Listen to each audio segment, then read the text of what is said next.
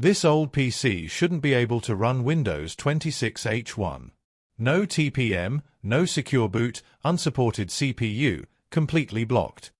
But in this video, I'm going to show you how to bypass every single restriction and do a full clean install from scratch. No upgrades, no Microsoft account, nothing. Let's do it. Restart your PC and boot from the USB.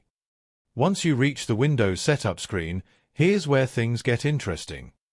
At this point, Windows will usually stop you right here. It says your PC doesn't meet the minimum requirements. So officially, you're blocked. But not really. Here's the trick. Press Shift plus F10 to open command prompt. Now we're going to bypass everything in seconds. Enter these commands one by one. This disables all the hardware checks instantly. Now go back to Setup. Now continue with the setup. Accept the license terms. Next, choose the edition you want to install, like Home or Pro.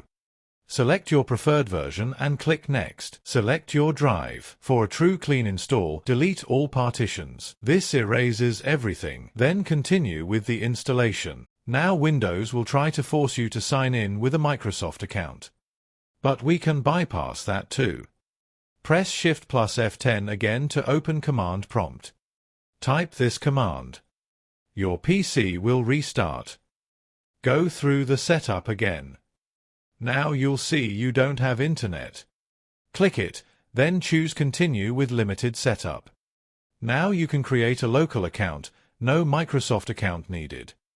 And that's it, Windows 26H1 fully installed on unsupported hardware with a local account.